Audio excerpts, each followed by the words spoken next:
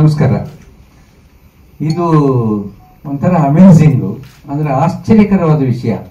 1600 episode ಪ್ರತಿನಿತ್ಯ ತಪ್ಪದೆ ಒಬ್ಬರೇ ಆಂಕರ್ ಮಾಡ್ತಾ ಅಡಿಗೆ ಮಾಡಿರ್ತಕ್ಕಂಥದ್ದು ಒಂದು ಜಾಗತಿಕ ದಾಖಲೆ ಅಂತ ನಾನು ಸಂತೋಷ ಹಂಚ್ಕೋತಾ ಇದ್ದೀನಿ ಬೇರೆ. ಆ ಥರದ್ದು ಬೇರೆ ಯಾವುದು ಇಲ್ವೇ ಇಲ್ಲ ಇವತ್ತಿನವರೆಗೆ. ನಾನೆಲ್ಲ ಚೆಕ್ ಮಾಡಾಯ್ತು. ಅದು 1600 ಎಪಿಸೋಡ್ ಒಂದಿನ ಮಿಸ್ ಆಗಿಲ್ಲ. ಅಂದ್ರೆ ಕೆಲವು ಸಲ ಏನೋ ಕಾರಣಕ್ಕೆ ಒಂದು ರಿಪೀಟ್ ಕೊಡ್ತಾರೆ, ನಿನ್ನೆದು ಅಥವಾ ಲಾಸ್ಟ್ ಆ ಥರ ಆಗೇ ಇಲ್ಲ. ಮತ್ತು 1600 ಎಪಿಸೋಡ್ ಇರ್ತಕ್ಕಂಥ ಅಡಿಗೆಯನ್ನು ಮಾಡೋದು ಹೇಗೆ ಅಂತ ಆ ವಿವರಗಳನ್ನು ಕೊಟ್ಟಿದ್ದು ಕೂಡ ಗೀತಾ ಅವರೇ. ಅವರು ಒಂದಿನ ಮಿಸ್ ಆಗಿಲ್ಲ. ನಾನು ಯಾಕೆ ಹೇಳ್ತಿದ್ದೀನಿ ಅಂದ್ರೆ, ಒಂದು ಮನೆ ಅಂತಂದ್ಮೇಲೆ, ಕುಟುಂಬ ಅಂತಂದ್ಮೇಲೆ ಅಲ್ಲಿ ಎಷ್ಟೋ ಬೇರೆ ಕೆಲಸ ಕಾರ್ಯಗಳಿರುತ್ತೆ, ಮದುವೆಗಳಿರುತ್ತೆ, ಮುಂಜಿ ಇರುತ್ತೆ, ಬೇರೆ ಊರು ಹೋಗೋದಿರುತ್ತೆ, ಬೇರೆ ಬೇರೆ ದೇಶಕ್ಕೆ ಹೋಗೋದಿರುತ್ತೆ. ಅಂತಹದ್ರಲ್ಲಿ ಕೂಡ ಇವರು ಒಂದು ದಿನ ತಪ್ಪದೆ ಮಾಡಿರ್ತಕ್ಕಂಥದ್ದು ಆಶ್ಚರ್ಯ. ಎಲ್ಲೆಲ್ಲಿ ಹೋಗಿದ್ದಾರೆ. ಕೋವಿಡ್ ಟೈಮಲ್ಲಿ ಕೆಲಸ ಮಾಡಿದ್ದು 3 ಮಾತ್ರನೇ. ಒಂದು ಪೊಲೀಸರು, ಇನ್ನೊಂದು ಡಾಕ್ಟ್ರು, ಮೂರನೇದು ಬೊಂಬಾಟ್ ಭೋಜನದವರು. ಇದು ಒಂದು ಆಶ್ಚರ್ಯಕರವಾದ ವಿಷಯ. ಇದು ವಿದೇಶಗಳಲ್ಲಂತೂ ಅದೆಷ್ಟು ಡಿಮ್ಯಾಂಡ್ ಇದೆ ಅಂತ ಕಣ್ಣಲ್ಲಿ ನೋಡಿದ್ದೀನಿ ನಾನು. ಅಮೆರಿಕದ 18 ಸಿಟಿಗಳಲ್ಲಿ ನಾನ್ ಸ್ಟಾಪ್ ಆಗಿ ಅವರು ಅಡಿಗೆ ಮಾಡಿದ್ದು, ಅಲ್ಲಿದ್ದಾಗಲಿಂದ ಇಲ್ಲಿ ಕಳಿಸ್ಕೊಟ್ಟು ಆ ಕ್ವಾಲಿಟಿ ಮೇಂಟೈನ್ ಮಾಡೋದು. ಸುವರ್ಣ ಚಾನಲ್ ಇಲ್ಲಿ ನಮ್ಮ ಕರ್ನಾಟಕದಲ್ಲಿ ಎಷ್ಟು ಫೇಮಸ್ ಆಗಿದೆಯೋ ಇಷ್ಟೇ ಫೇಮಸ್ ಎಲ್ಲ ರಾಷ್ಟ್ರಗಳಲ್ಲಾಗಿದೆ ಅಂತಂದ್ರೆ ಅದು ತಪ್ಪೇನಲ್ಲ. ಅದು ಬಹಳ ದೊಡ್ಡ ವಿಷಯ. ಅದು ಸೌತ್ ಆಫ್ರಿಕಾದಲ್ಲಿ, ಆಸ್ಟ್ರೇಲಿಯಾದಲ್ಲಿ, ಆಮೇಲೆ ಅಮೆರಿಕದ ಗಲ್ಲಿಗಳಲ್ಲಿ 18 ಜಿಲ್ಲೆಗಳಲ್ಲಿ 18 ಸ್ಟೇಟ್ಸ್ ಬರ್ತಲ್ಲ, ಅಲ್ಲಿ ಸ್ವರ್ಣವಾಹಿನಿ ಅಷ್ಟೇ ಅದು ಫೇಮಸ್ ಆಗಿದೆ. ಇದು ಅಂದ್ರೆ ಒಂದು ಅಕ್ಕಿ ಒಂದು ಬೇಳೆ ಇಟ್ಕೊಂಡು ಎಷ್ಟು ಆಟ ಆಡ್ತಾರೆ ಇವರು ಅಂತ ನಂಗೆ ಆಶ್ಚರ್ಯ ಆಗುತ್ತೆ ಎಷ್ಟೋ ಸಲ. ಯಾಕೆಂದ್ರೆ ವೈವಿಧ್ಯ ಇದೆಯಲ್ಲ. ಈಗ ಕ್ರಿಕೆಟ್ ತಗೊಳ್ಳೋದಾದ್ರೆ ನೀವು ಒಂದೇ ಬಾಲು ಒಂದೇ ಬ್ಯಾಟು ಅಷ್ಟೇ, ಇನ್ನೇನಿಲ್ಲ. ಬಟ್ ಅದ್ರಲ್ಲಿ ಎಷ್ಟು ವೆರೈಟೀಸ್ ಆಫ್ ಶಾಟ್ಸ್ ಬರುತ್ತೆ ಯೋಚನೆ ಮಾಡಿ. ಸ್ಟ್ರೈಟ್ ಡ್ರೈವ್ ಬರುತ್ತೆ, ಹುಕ್ ಬರುತ್ತೆ, ಸ್ವೀಪ್ ಬರುತ್ತೆ, ಅಥವಾ ಧೋನಿದು ಹೆಲಿಕಾಪ್ಟರ್ ಶಾಟ್ ಬರುತ್ತೆ, ತೆಂಡೂಲ್ಕರ್ದು ಸ್ಟ್ರೈಟ್ ಡ್ರೈವ್ ಬರುತ್ತೆ, ಸ್ಕೂಪ್ ಶಾಟ್ ಅಂತ ತಿಲಕ್ ರತ್ನೆ ಅವ್ರದೇ ಅದರಲ್ಲಿ ಸ್ಪೆಷಾಲಿಟಿ. ಈ ತರ ಬಾಲ್ ಒಂದು ಬ್ಯಾಟ್ ಒಂದು ಇಟ್ಕೊಂಡು ಅಷ್ಟು ಶಾಟ್ಗಳನ್ನ ಅವ್ರು ತೆಗಿತಾರಲ್ಲ ಅಥವಾ ಮಾಡ್ತಾರಲ್ಲ, ಚಪ್ಪಾಳಿಗೆ ಇಟ್ಟಿಸ್ತಾರಲ್ಲ, ಹೊಸ ಆನಂದವನ್ನು ಕೊಡ್ತಾರಲ್ಲ. ಅಷ್ಟೇ ಆನಂದ ಒಂದು ಬೇಳೆ ಒಂದು ಅಕ್ಕಿನ ಇಟ್ಕೊಂಡು ಚಂದ್ರು ಕೊಟ್ಟಿದ್ದಾರೆ ಅನ್ನೋದನ್ನ ನಾನಿಲ್ಲಿ ನೆನೀತಾ ಇದ್ದೀನಿ. ಮೊನ್ನೆ ಸಾಂಬಾರನ್ನ ಮಾಡಿದ್ರು ಫಾರ್ ಎಕ್ಸಾಂಪಲ್. ಅದು ಎಲ್ಲ ಹೋಟ್ಲುಗಳಲ್ಲೂ ಸಿಗ್ತಕ್ಕಂಥ ಸಾಂಬಾರನ್ನ ಮನೆಗಳಲ್ಲಿ ನಾವೇ ಮಾಡ್ಕೋತೀವಿ. ಆದ್ರೆ ಇವ್ರು ಹೇಳಿದ ವೆರೈಟಿ ನೆಕ್ಸ್ಟ್ ನಮ್ಮ ಮನೆಯವರು ಮಾಡಿದ್ರು. ಅದ್ರಲ್ಲಿ ಏನೋ ಒಂದು ವೈವಿಧ್ಯ, ಏನೋ ಒಂದು ಹೊಸ ರುಚಿ ಇದ್ದಿದ್ದನ್ನ ನಾನು ಗಮನಿಸಿದೆ. ಮತ್ತು ಅವ್ರು ಹೇಳಿದ ಎಲ್ಲ ಅಡಿಗೆಗಳು ನಾವು ಪ್ರಯತ್ನ ಮಾಡ್ತಾ ಇರ್ತೀವಿ. ಕೆಲವೆಲ್ಲ ತುಂಬಾ ಚೆನ್ನಾಗಿ ಬರ್ತಾ ಇದೆ. ಗೌರಿಯಮ್ಮ ಅವರ ಟಿಪ್ಸ್ ಅಂತೂ ನಮಗೆ ಬಹಳವೇ ಅನುಕೂಲ ಆಗಿದೆ. ಅವ್ರು ಹೇಳಿದ ಆರೋಗ್ಯಕ್ಕೆ ಸಂಬಂಧಪಟ್ಟಿದ್ದು. ಮತ್ತು ನನ್ನ ಕೂದಲು ಇವತ್ತು ಹೊಲಸಾಗಿ ಚೆನ್ನಾಗಿದೆ ಇದೇನದಾದ್ರೆ, ಕೂದಲು ಉದುರೋದು ನಿಂತೋಗಿದೆ ಅನ್ನೋದಾದ್ರೆ ಅದು ಗೌರಿಯಮ್ಮ ಅವರ ಕಾರಣ. ಚಂದ್ರು ಅವರು ಈ ತರ ಇದ್ದಾರೆ ಅನ್ನೋಕ್ಕೆ ಕೂಡ ಗೌರಿಯಮ್ಮ ಅವರ ಕಾರಣ. ಆಯ್ತಾ? ಹೀಗೆ ಅವ್ರು ಕೊಡ್ತಕ್ಕಂಥ ನಮಗೆ 2 ನಿಮಿಷದಲ್ಲಿದ್ರೆ ನಾವು ಎಷ್ಟು ಅವ್ರಿಗೆ ಸುಲಭವಾಗಿ ಅವರು ನಮ್ಮನ್ನ ತಲುಪ್ತೀವಿ ಅವ್ರನ್ನ. ಅಂದ್ರೆ ಪ್ರೀತಿಯಿಂದ ಮಾತಾಡಿಸಿ ಎಲ್ಲ ಟಿಪ್ಸ್ ಕೊಡ್ತಾರೆ. ಇಲ್ಲಿ ಬಿಡಿ, ನಾವೆಲ್ಲ ವಿದೇಶಕ್ಕೆ ಹೋದಾಗ ಗೌರಿಯಮ್ಮ ಅವ್ರಿಗೆ ಒಂದು ಪತ್ರ ಬರೆದಿದ್ದೆ, ಅದನ್ನು ಓದಿದ್ರು, ಅವ್ರು ಟಿಪ್ಸ್ ಕೊಟ್ಟಿದ್ದಾರೆ, ಅದು ವರ್ಕ್ ಆಗ್ತಿದೆ, ಹೋದ್ರೆ ಹೇಳಿ ಅಂತಲಿಂದ ಹೇಳಿ ಕಳಿಸ್ತಾರೆ. ಸೊ ಈ ತರದ್ದು ನಮಗೆ ಅನುಭವಕ್ಕೆ ಬರ್ತಾ ಇದೆ. ಮತ್ತು ಪ್ರತಿಯೊಂದು ಸೀಸನ್ ಅಲ್ಲೂ ಒಂದು ವೆರೈಟಿ ಕೊಡ್ತಾ ಇದ್ದಾರೆ. ಎಷ್ಟು ವೆರೈಟಿ ಅಂತಂದ್ರೆ ನನಗೆ ಆಶ್ಚರ್ಯವಾಗುತ್ತೆ. ಬ್ಯೂಟಿ ಟಿಪ್ಸ್ ಕೊಡ್ತಾರೆ, ಹೇರ್ ಸ್ಟೈಲ್ ಕೊಡ್ತಾರೆ, ಮೇಕಪ್ ಸಂಬಂಧಪಟ್ಟಿದ್ದು ಕೊಡ್ತಾರೆ, ಆಮೇಲೆ ಮನೆ ಡೆಕೋರೇಷನ್ ಬಗ್ಗೆ ಕೊಡ್ತಾರೆ. ಹೀಗೆ ಆರೋಗ್ಯದ ಜೊತೆಗೆ ಹಲವು 10 ವಿಚಾರಗಳನ್ನು ಕೊಡ್ತಾ ಇರ್ತಕ್ಕಂಥ 1600 ಅಂದ್ರೆ ಇದೊಂದು ದೊಡ್ಡ ವಿಕ್ರಮ. ಇದನ್ನು ಸಾಧನೆ ಮಾಡಿರ್ತಕ್ಕಂಥವರು. ಇನ್ಫ್ಯಾಕ್ಟ್ ಅಡಿಗೆಗೂ ಚಂದ್ರಗೂ ಬಹಳ ಹತ್ತಿರದ ನಂಟಿದೆ. ಹೆಂಗೆ ಅಂದ್ರೆ, ಬೆಂಗಳೂರಿಗೆ ದೂರದರ್ಶನ ಪದಾರ್ಪಣೆ ಮಾಡಿದಾಗ ಬ್ಲಾಕ್ ಅಂಡ್ ವೈಟ್ ಅಲ್ಲಿ ಮೊಟ್ಟ ಮೊದಲ ಅಡಿಗೆಯ ಕಾರ್ಯಕ್ರಮವನ್ನ ಬೆಂಗಳೂರಿನ ದೂರದರ್ಶನ 1988ರಲ್ಲಿ ಫಸ್ಟ್ ಅಡಿಗೆಯನ್ನು ಮಾಡಿದ್ದೇ ಇವರು. ಆ ಕಾರ್ಯಕ್ರಮ ಅದು ಪೈನೀರ್ಸ್ ಇವರು ಅಲ್ಲ. ಫಸ್ಟ್ ನಳಪಾಕ ಅಂತ ಅದ್ರ ಹೆಸರು ನೆನಪಿದೆ, ನಳಪಾಕ ಅಂತ. ಸೊ ಅಲ್ಲಿ ಶುರು ಮಾಡಿದ್ದು ಇವತ್ತಿನವರೆಗೂ ಇಲ್ಲ. ಸೌಟೆ ಕೆಳಗಡೆ ಇಟ್ಟಿಲ್ಲ. ಮತ್ತೆ ಹೌದು, ಗೀತಾ ಅವ್ರನ್ನ ಮದುವೆ ಆದ್ರು.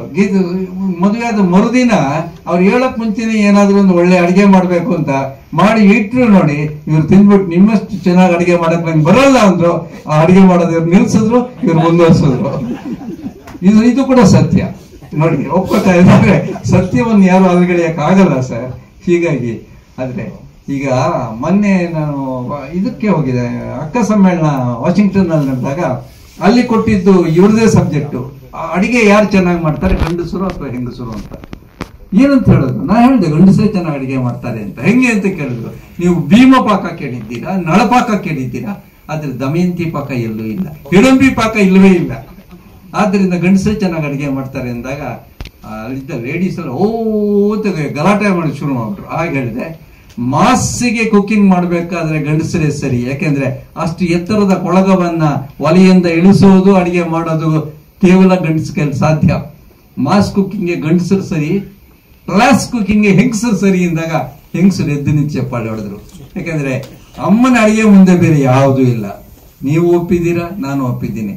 ಈ ಜಗತ್ತಿಗೆ ಮನುಷ್ಯನಾಗಲಿ ಪ್ರಾಣಿಯಾಗಲಿ ಪದಾರ್ಪಣೆ ಮಾಡಿದಾಗ ಬಂದಾಗ ಮೊದಲ ತುತ್ತು ಸಿಗ್ತಕ್ಕಂಥದ್ದು ಅಮ್ಮನಿಂದ. ಅಮ್ಮ ಕೊಡ್ತಕ್ಕಂಥ ತುತ್ತಿನಿಂದ ಶುರು ಆಗುತ್ತೆ. ಅದು ಎಲ್ಲಕ್ಕಿಂತ ಶ್ರೇಷ್ಠವಾದ್ದು ನಿಜ. ಆದ್ರೆ ಅಂತಹ ಅಡಿಗೆಗಳನ್ನ, ವೆರೈಟಿಗಳನ್ನ, ಒಂದು ಉಪ್ಪಿಟ್ಟು ಅಂದ್ರೆ ಅದರಲ್ಲಿ ಒಂದು 50 ವೆರೈಟೀಸ್ ಇರುತ್ತೆ. ಆಶ್ಚರ್ಯ. ಲಂಡನ್ ನಲ್ಲಿ ಒಂದ್ಸಲ ಬ್ರೆಡ್ ಅಂದ್ರೆ ಬ್ರೆಡ್ ಅಲ್ಲಿ 30 ವೆರೈಟಿ ಇದೆ, ಅಲ್ಲಿ ಗೊತ್ತೇ ಇಲ್ಲ.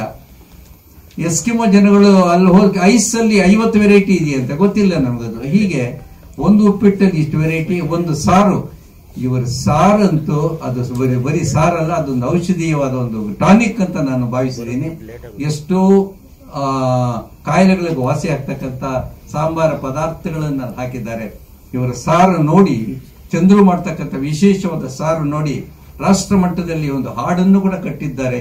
ಸಾರೇ ಜಹಾಸೆ ಅಚ್ಚ, ಸಾರೇ ಜಹಾಸೆ ಅಚ್ಚ ಅಂತಕ್ಕಂಥದ್ದು ಕೂಡ ಚಂದ್ರು ಸಾರ್ ಅನ್ವಯಿಸುತ್ತೆ ಅಂತ ಈ ಟೈಮಲ್ಲಿ ಹೇಳ್ತಾ ಇದ್ದೀನಿ.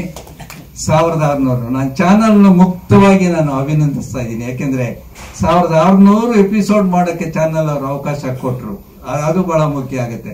ಕೆಲವು ಸಲ ಚೆನ್ನಾಗಿರೋವಾಗಲೇ ಈ ಥಿಯೇಟರ್ ಇಂದ ಸಿನಿಮಾ ತೆಗೆದು ಬಿಡ್ತಾರೆ, ಚೆನ್ನಾಗಿ ಓಡ್ತಿರೋವಾಗ ತೆಗೆದು ಬಿಡ್ತಾರೆ ಆಚೆ. ಸೊ ಇಂಥದ್ದು ಜೀವನದಲ್ಲಿ ನಡೆಯುವಾಗ 1600 ದಾಟಿದೆ ಅಂದ್ರೆ ಮತ್ತೆ ಮುನ್ನುಗ್ಗಿ ಅಂತ ಹೇಳಿದ್ರು. ಹೊಸ ವೆರೈಟಿ, ಹೊಸ ವಿಷಯ, ಹೊಸ ಸೆಗ್ಮೆಂಟ್ಸ್ ಇಟ್ಕೊಂಡು ಈಗ 6ನೇ ವರ್ಷಕ್ಕೆ ಪದಾರ್ಪಣೆ ಮಾಡ್ತಾ ಇದ್ದಾರೆ. ಇದೊಂದು ರಾಷ್ಟ್ರೀಯ ದಾಖಲೆ ಆಗಿದೆ. ಅವರ ದಾಖಲೆಯನ್ನು ಅವರೇ ಈಗ ಮುರಿಬೇಕಾಗುತ್ತೆ. ಯಾಕಂದ್ರೆ ಇಲ್ಲಿವರೆಗೆ ಬಂದವರು ಬೇರೆ ಯಾರು ಇಲ್ಲ ಅಂತ ಹೇಳ್ತಾ, ಈ ಪುಸ್ತಕ 4ನೇ ಪುಸ್ತಕ ಬಹಳ ಬಣ್ಣವಾಗಿ ಆಕರ್ಷವಾಗಿರ್ತಕ್ಕಂಥ ಪುಸ್ತಕಗಳು 1, 2, 3 ಆಗಿದೆ. ಇವತ್ತು 4ನೇ ಪುಸ್ತಕದ ಬಿಡುಗಡೆ ಇದೆ.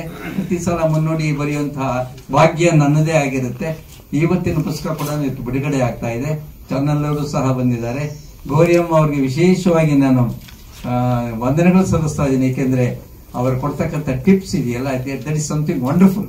ನಮ್ಮ ಅಡಿಗೆ ಮನೆಯಲ್ಲಿರ್ತಕ್ಕಂತಹ ಐಟಮ್ಸೇ ತಗೊಂಡು ನಮ್ಗೆ ಆರೋಗ್ಯವನ್ನು ದಯಪಾಲಿಸ್ತಾ ಇದ್ದಾರೆ ಅವರು. ಅವರಿಗೆ ವಂದಿಸ್ತಾ ಮತ್ತು ಇಷ್ಟು ಹೆಚ್ಚಿನ ಸಂಖ್ಯೆಯಲ್ಲಿ ಬಂದಿರತಕ್ಕಂಥ ಪತ್ರಿಕಾಕರ್ತರಿಗೆ ತಲೆವಾಗಿ ವಂದಿಸ್ತಾ ಮಾತು ಮುಗಿಸ್ತೀನಿ. ನಮಸ್ಕಾರ. ಅಲ್ಲ, ಕೆಲವರು ವಿಗ್ ಅಂತ ಬಂದು ಹೇಳದ್ ನೋಡಿದ್ದಾರೆ. ಗೀತಾ ಅವರು ಹೇಳಿದ್ದಾರೆ, ತಲೆಗೆ ಎಣ್ಣೆ ಬಿಟ್ಟು ನೀನು ಹಾಕಲ್ಲ,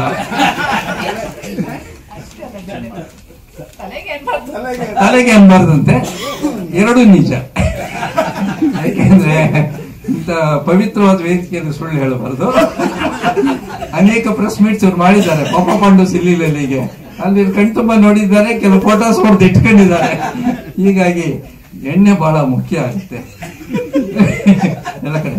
ಆ ಎಣ್ಣೆ ಅನ್ನೋ ಪದ ನೋಡಿ ಬಹಳ ಆಶ್ಚರ್ಯ ಆಗುತ್ತೆ. ಅದು ಎಳ್ಳು ನೈ ಅಂತ, ಎಳ್ಳು ನೈ ಬಂದು ಎಳ್ಳನ್ನ ಇಸಿಕಿದಾಗ ಬರ್ತಕ್ಕಂಥ ಜಿಡ್ಡಿಗೆ ಎಣ್ಣೆ ಅಂತ ಬಂತು. ಆಮೇಲೆ ಎಳ್ಳಿನ ಎಣ್ಣೆ ಅಲ್ಲದೆ ಯಾವುದೇ ಒಂದು ಪದಾರ್ಥ ಅಥವಾ ಬೀಜದಿಂದ ತೆಗೆದ ಎಣ್ಣೆ ಕೂಡ ಎಣ್ಣೆ ಅಂತಾನೆ ಅನ್ನಿಸ್ತು. ಎಣ್ಣೆಗೆ ಕರ್ನಾಟಕದಲ್ಲಿ ಬೆಳಿಗ್ಗೆನೆ ಒಂದರ್ಥ, ಸಂಜೆನೆ ಒಂದರ್ಥ. ಇದು ಕನ್ನಡದ ಒಂದು ಬಹಳ ವೈಶಿಷ್ಟ್ಯ ಅಂತ ಹೇಳ್ತಾ ಇದ್ದೀನಿ. ನೀವು ಯಾವ ಟೈಮಲ್ಲಿ ಆ ಪದ ಬಳಸ್ತೀರಾ ಮತ್ತು ಯಾರನ್ನ ಕೇಳ್ತೀರಾ ಮತ್ತು ಯಾರ ಎದುರುಗಡೆ ಕೇಳ್ತೀರಾ, ಈ ಮೂರು ಕೂಡ ಮುಖ್ಯ ಆಗುತ್ತೆ. ಬರ್ತೀಯಾಗ್ರು ಅಂದಾಗ ಎಣ್ಣೆಗೆ ಬೇರೆ ಅರ್ಥ ಇರುತ್ತೆ ಅಂತ. ಆಮೇಲೆ ಇವರು ಪ್ರತಿ ಎಪಿಸೋಡ್ ಅಲ್ಲಿ ಕೂಡ ಎಣ್ಣೆ ಬಗ್ಗೆ ಹೇಳ್ತಾರೆ.